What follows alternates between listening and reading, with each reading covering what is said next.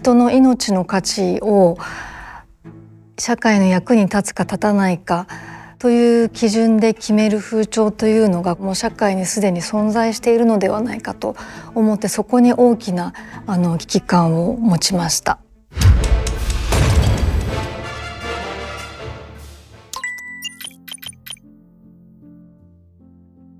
アンニョハセヨ、プラン75の監督の早川千恵です。75歳以上の高齢者に死を選ぶ権利を認め支援する制度、通称プラン75が今日の国会で可決されました。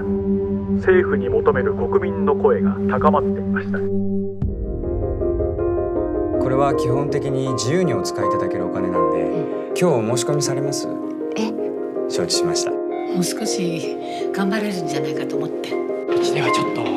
ごめんなさい。孫たちのこと考えたらさ、そういうことが必要かもしれないじゃない。あんたもう死ぬつもり？ゆくゆくはの話。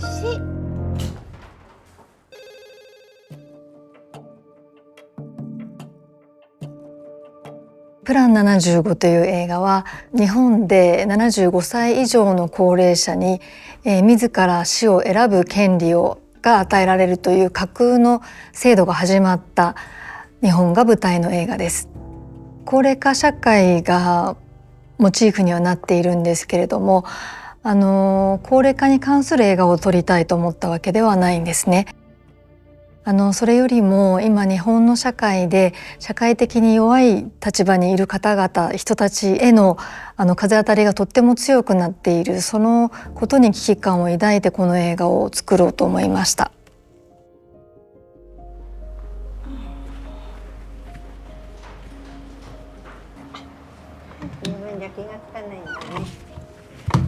体調どうなの？おいしそうなリンゴを。じゃあこっち食べたら？はい。どうぞ。はい、みーちゃん。いろいろ教えてくださってありがとうございました。今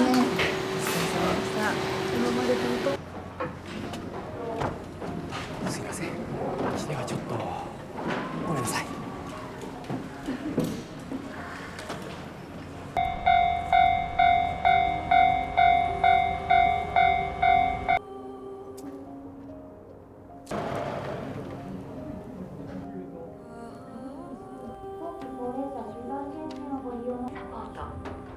まずはお気軽にお問い合わせください。なぜ75歳という年齢にしたかというと、日本では75歳以上の人をある時期から後期高齢者というオフィシャルの名前がついたんですね。20年ぐらい前だと思うんですけれども、その時に非常に私はそのネーミングが良くないなと思って、なぜなら75歳を過ぎたらもう人生の終わりですよと国から言われているような気持ちになったので、とても嫌だなと思ったのを覚えているんですけれども、今ではその75歳以上は後期高齢者というのがもう普通に行き渡っている年齢なので、もしこのようなシステムが始まったらきっと75歳で線引きをするだろうなと思って、プラン75にしました。 This CCTV footage from outside the care home is thought to capture the moment late last night that the killer arrived. 2016年の7月に起きた事件なんですけれども、障害者施設で入所者の方が元職員の若い男に殺されるという事件が起きまして、その時に犯人が言ったことというのが、社会の役に立たない人たちは生きている価値がないというようなことを言ったんですね。この事件が起きた時にとても衝撃を受けまして、こういった事件というのが今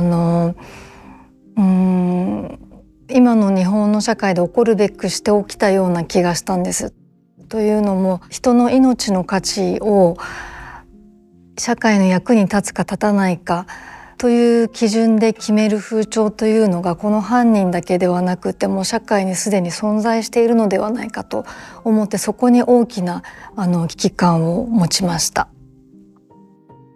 人に迷惑をかけてはいけないっていうことは、私たち日本人は子どもの頃から親からも学校からもそうやって教えられて育つので、自分たちの中に本当に深く入り込んでいる気持ちというかなんですけれども、それがあまりにも行き過ぎてしまうと、人に迷惑をかけないために助けを求められなくなってしまったりとか、あとは逆に人に迷惑をかけている人を軽蔑したり責めたりっていうことになりかねない危険性もあるなと思っていて、今の社会の中で人に迷惑をかけてはいけないというのがちょっとその考え方が大きすぎて悪影響を持っているような気がしています。ごめんなさいね、無理って。バレなければ大丈夫。なのでその高齢化社会においては、その迷惑をかけてはいけないっていうところが足かせになって、高齢者の人だけではなく、もうあらゆる世代の人が生きづらくなってしまっているっていう、そこにつながっているんではないかなと私は個人的に思っています。すいません、お待たせしました。すごい勉強されてるんですね。聞きたいことがたくさんあんの。そうですね。これは基本的に自由にお使いいただけるお金なんで。5番でお待ちの方いらっしゃいますか？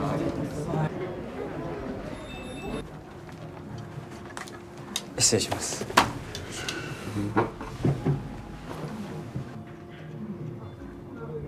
おじさん。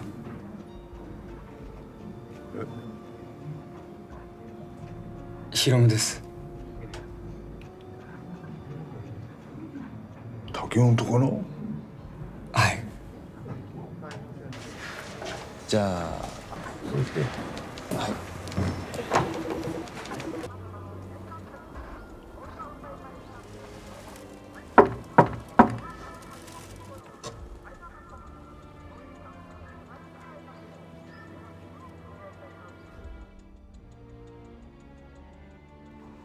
その当時、政治家だったり著名人たちもすごく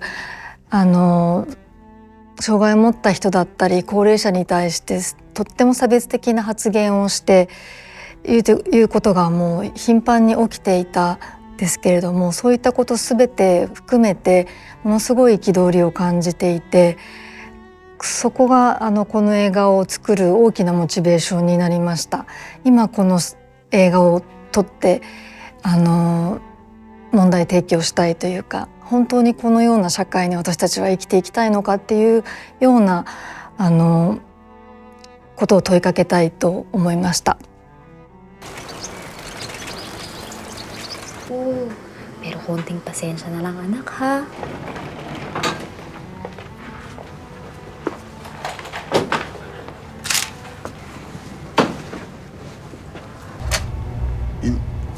Me? No, thank you. This is special unit for people with no family. まずマリアという役がなぜこの映画にとって必要だったかと言いますと、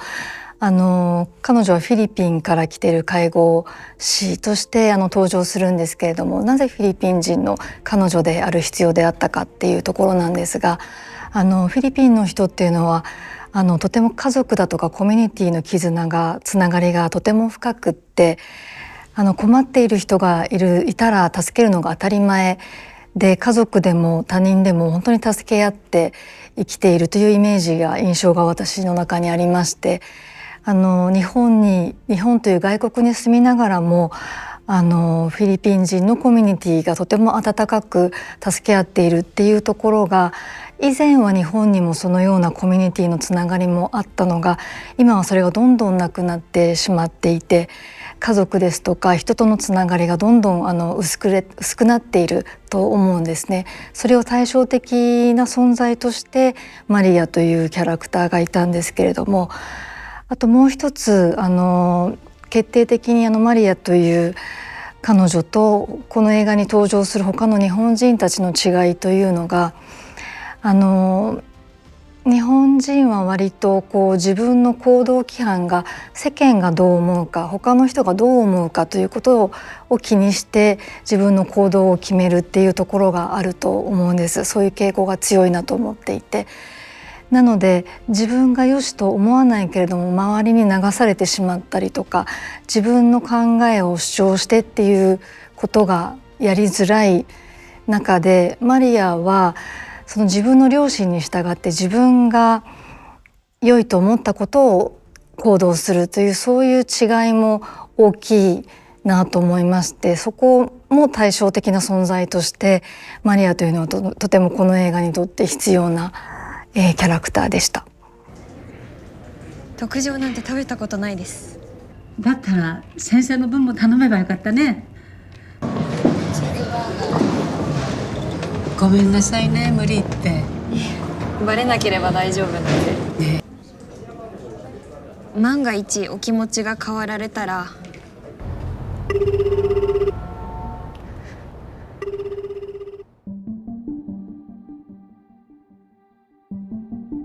この映画は2年前に2022年に日本で公開されたんですけれども、その公開された時にとってもシニアのお客さんがたくさん映画館に詰めかけて、8割方高齢者の方が観客だっていうこととかがよくあったらしいんですけれども、そんな中に若いお客さんがポツンポツンと来た時にそういう場に立ち会ったっていう若い人から話を聞いたんですけれども、映画を見終わった後にみんながシーンとなってしばらくそのままスクリーンを見つめているその姿を見て、その若い人がこのおじいさんおばあさんたちはこの映画を見てどんな風に思ったんだろうって考えてしまったと。で一人で帰っていくおじいさんだったりおばあさんを見た時に、この人これからどういう生活をしているんだろうとか考えてしまったと。で中には実際に話しかけた人がいたりとか、あとは逆に高齢者の方が若いお客さんに「なんであなた若いのにこの映画見に来たの?」っていう話しかけたりとか、そういったちょっとした交流だったりとか出会いだったりとかが生まれたっていうのをいろいろ聞きまして、とても私は嬉しく思ったんですね。それは映画を見たことによってお互い全く違う世界に生きてると思っていた若い人と高齢の方が思いを寄せるというか、その相手がどんな気持ちで生きているんだろうかとか、そういうことを考えるきっかけになったり、その共感っていうものを持つきっかけにこの映画がなっているのかなと思った時に、とても嬉しかったのを覚えています。映画の受け取り方というのはもう観客に委ねたいので、こう思ってくださいというふうなことは私からは言わないでおこうと思うんですけれども、その高齢化問題に関して言うと、もう出口の見えないような大きな問題を私たちは直面してるって言った時に、それに対する解決方法を見出せない国に対してその怒りが向くんではなくって、高齢者というその当事者の人たちに対して怒りの矛先が向いてしまいがちということにすごく危機感を感じてますし、それはおかしいんではないかなと思います。